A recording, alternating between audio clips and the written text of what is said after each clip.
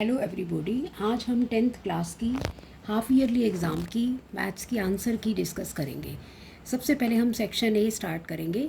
Section A में question number 1, 8, 9 और 15 का एलसीएम ज्ञात कीजिए। इसके लिए हम 8, 9 और 15 को लेंगे। सबसे पहले 2 से करेंगे डिवाइड। 2 4 जा 8, 9 as it is, 15 as it is. 2 से फिर करेंगे 2 2 जा 4, 9 एंड 15 एज इट इज़। 3 से फिर करेंगे 2 as it is, 3 3s are 9, 3 5s are 15.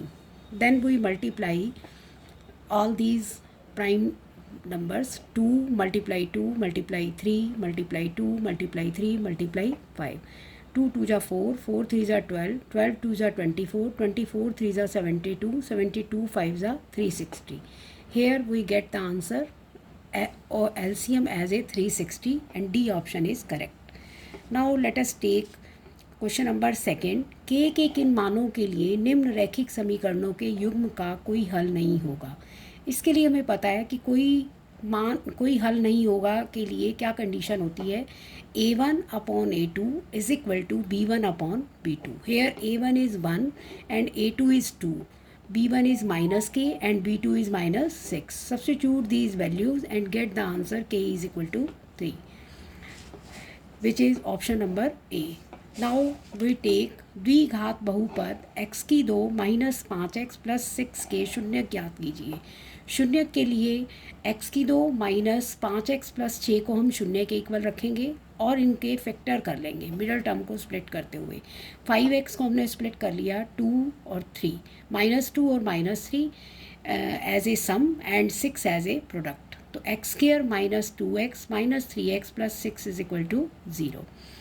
यहाँ से हमारे पास ये फैक्टर बन गए x -2 and x -3 is equal to 0 and we get the answer x is equal to 2 and x is equal to 3। So zeros of this polynomial is 2 and 3। Now let us take question number 4, के किस मान के लिए द्विघात समीकरण के मूल बराबर हैं। 2x की 2 जमा kx जमा 2 बराबर 0। ये द्विघात समीकरण है। हमें द्विघात समीकरण के मूल बराबर के लिए क्या कंडीशन है कि डिस्क्रिमिनेंट इज इक्वल टू 0, विविक्तर 0 होना चाहिए। b² - 4ac is equal to 0। Here a is equal to 2, b is equal to k and c is also equal to k। तो हम पुट करेंगे b की वैल्यू k² -4 और a 2 है हमारे पास, c भी 2 है, तो ये बन गया k² - 16 is equal to 0 and we get the answer k² is equal to 16 and k is equal to +-4, which is option number B. Now question number 5 start करेंगे। AP है हमारे पास 3, 8, 13, इसका 20वां पद ज्ञात करना है। ये AP है तो इसमें फर्स्ट टर्म a हमारे पास 3 है और कॉमन डिफरेंस d 5 है और 20वां पद a 20 हमारे को पता है, इसका फॉर्मूला होता है a + 19d। a की वैल्यू 3 पुट करी और d की वैल्यू 5, तो 19 5 ज़ा 95, 3 + 95 इज इक्वल टू हमारे पास आ गया 98, which is option number D. Now take question number 6, निम्नलिखित में से कौन सी संख्या किसी घटना की प्रायिकता नहीं हो सकती। हम यहाँ ऑप्शन से ही चेक कर रहे हैं कि जो घटना, किसी भी घटना की प्रायिकता कभी भी नेगेटिव नहीं होती तो और एक से बड़ी भी नहीं होती, तो इसका answer -2.5, which is option number C. Now we take question number 7, वर्ग अंतराल 15 से 20 का वर्ग माप ज्ञात कीजिए। वर्ग माप क्लास साइज क्या होता है, उच्च सीमा माइनस निम्न सीमा। 20 में से 15 घटाएंगे तो हमारे पास क्लास साइज आ जाएगा 5। ये इसका आंसर हो गया। नेक्स्ट है question number 8, x² - 3x plus 2 के शून्यकों का गुणनफल ज्ञात करना है। जो शून्यकों का गुणनफल होता है, प्रोडक्ट होता है, वो क्या होता है c/a। c यहाँ पर 2 है और a यहाँ पर 1 है, तो इसका आंसर हो गया 2।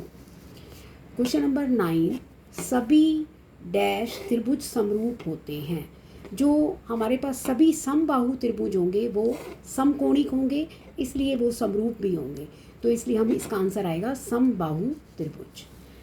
क्वेश्चन नंबर 10 पर आएंगे। -2 4 और 5 और 7 दो बिंदु हैं, इनके बीच की हमने क्या ज्ञात करनी है, दूरी। तो दूरी सूत्र हम लगाएंगे यहाँ पर। x1 हमारे पास -2 है, y1 हमारे पास 4 है, x2 हमारे पास 5 है और y2 हमारे पास 7 है। दूरी सूत्र हम सभी जानते हैं, दूरी सूत्र होता है x2 माइनस x1 का square plus y2 minus y1 का स्क्वायर। x2 हमारे पास 5 है और y2 x1 हमारे पास -2 है, इसलिए हमारे पास आ गया 5 + 2 का स्क्वायर। सेम y2 हमारे पास 7 है, 7 - 4 का स्क्वायर। सिंप्लीफाई करने पर हमारे पास आया 9 + 7 का स्क्वायर होता है 49, 9 + 49 √58। तो इन दो बिंदुओं के बीच की जो दूरी है हमारे पास हो गई वर्गमूल 58। अब क्वेश्चन नंबर 11 पर आएंगे। ये हमारे पास एजर्शन रीज़न का क्वेश्चन है। इसमें फर्स्ट एजर्शन हमारे पास है कि वर्गमूल 3 अपरिमेय संख्या का उदाहरण है, जो कि बिल्कुल करेक्ट है। दूसरा इसका रीज़न है कि सभी धनात्मक पूर्णांकों के वर्गमूल अपरिमेय संख्याएं होती हैं। ये सभी धनात्मक पूर्णांकों के लिए सत्य नहीं है, क्योंकि हम अगर 4 का वर्गमूल लेंगे तो 4 का वर्गमूल 2 होता है, जो कि एक परिमेय संख्या नहीं है। तो इसका मतलब सभी धनात्मक पूर्णांकों के वर्गमूल अपरिमेय संख्या होते हैं। रीज़न इसका करेक्ट नहीं है, तो हमारे पास ऑप्शन नंबर सी कि एजर्शन तो सही है लेकिन रीज़न गलत है, तो ये हमारा सी ऑप्शन इसका करेक्ट ऑप्शन हो जाएगा। इसके साथ हमारा सेक्शन ए कंप्लीट हो चुका है। अब हम स्टार्ट करेंगे very short answer type question, section B. 2 marks के क्वेश्चन हैं। इसमें हमारे पास क्वेश्चन नंबर 12 है, सिद्ध कीजिए वर्गमूल 5 एक अपरिमेय संख्या है। इसके लिए हम इससे अपोजिट मान के चलेंगे, इसके विपरीत मानकर चलेंगे कि माना वर्गमूल 5 एक परिमेय संख्या है। अगर वर्गमूल 5 एक परिमेय संख्या है तो वर्गमूल 5 को हम लिख सकते हैं p/q, जिसमें p और q दोनों पूर्णांक हैं, इंटीजर्स हैं और q 0 नहीं है और p और q सह अभाज्य है। सह अभाज्य सभी समझते हैं कि सह अभाज्य का मतलब है कि p और q में कॉमन फैक्टर सिर्फ 1 है। फिर अब हम क्या करेंगे, इसमें स्क्वेयरिंग कर देंगे। वर्गमूल 5 को स्क्वेयरिंग बोथ साइड, दोनों ओर वर्ग कर देंगे, तो हमारे पास आ जाएगा वर्गमूल 5 का वर्ग 5 और p की 2 अपॉन q की 2। क्रॉस मल्टीप्लाई करेंगे, क्रॉस मल्टीप्लाई करने के बाद हमारे पास आ जाएगा p² = 5q²। इसको हम इक्वेशन नंबर 1 रख लेंगे। यहाँ पर हम देख रहे हैं कि p² 5 से विभाज्य है। अगर p² 5 से विभाज्य है तो हमें पता है कि p भी क्या होगा, 5 से विभाज्य। अगर p 5 से विभाज्य है तो हम p को 5 का मल्टीपल लिख सकते हैं, 5 का गुणज रख सकते हैं। तो p = हमने रख लिया 5m, जिसमें m कोई भी क्या है, नेचुरल नंबर। और यहाँ हमारे पास अब हम क्या करेंगे, इसको इक्वेशन नंबर 2 रख लेंगे और p की वैल्यू 2 से 1 में रखेंगे। 1 और 2 से हमारे पास आ जाएगा 5m का स्क्वायर = 5q², जिससे हमारे पास सिंप्लीफाई करके ये बन जाएगा q² = 5m²। इससे हम ये ऑब्जर्व कर रहे हैं कि q² भी 5 से विभाज्य है। अगर q² 5 से विभाज्य है तो q भी 5 से विभाज्य है। तो हम यहाँ देख रहे हैं कि p और q दोनों ही 5 से विभाज्य हैं, तो इनका जो कॉमन फैक्टर है, सार गुणनखंड है, वो क्या है, 5 है, जो कि हमारी कल्पना का विरोध करता है। हम तो अभी कह रहे थे ये सह अभाज्य हैं कि इनके बीच में कॉमन फैक्टर 1 होना चाहिए। तो इसका मतलब हमारी सपोजिशन, हमारी कल्पना गलत है। अतः वर्गमूल 5 एक अपरिमेय संख्या है।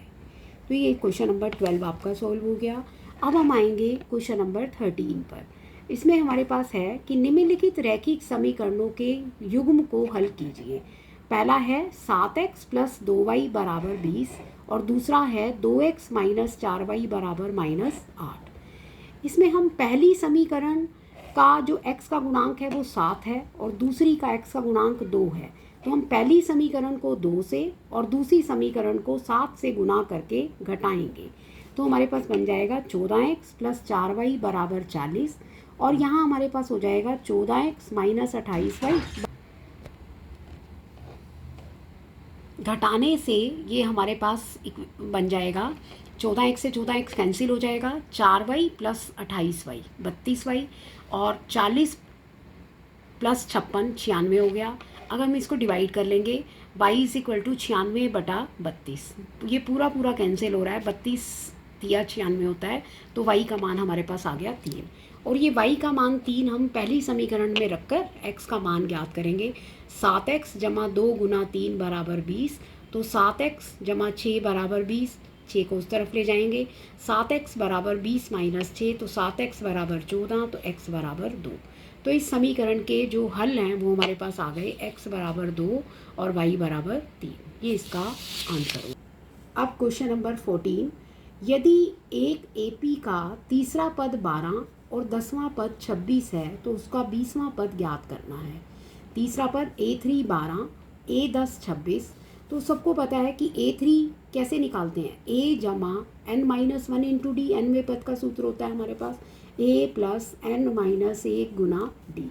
तो A3 है तो हमारे पास आ जाएगा A जमा 3-1 2d बराबर 12। 10वां पद हो जाएगा A जमा 10 में से 1 गया 9d बराबर 26। अब ये फिर हमारे पास दो रैखिक समीकरण बन गए और इनको हम घटा देंगे। A से A कैंसिल हो गया, -7d बराबर -14, तो d बराबर 2 आ गया। d का मान हमने पहली समीकरण में रखने पर A की वैल्यू आ गई 8, A आ गया हमारे पास, d आ गया, तो 20वां पद बहुत आसानी से हम फाइंड कर सकते हैं। 20वां पद हो गया A जमा 19d। A तो क्या है हमारे पास 8 और d क्या है 2, तो 8 जमा 19 गुना 2, यानी कि 8 प्लस 19 दूनी 38, 38 प्लस 8 क्या हो गया 46। तो 20वां पद हमारे पास क्या आ गया 46। Thank you. इसके साथ सेक्शन B फिनिश हो गया। सेक्शन C और D हम नेक्स्ट वीडियो में करेंगे।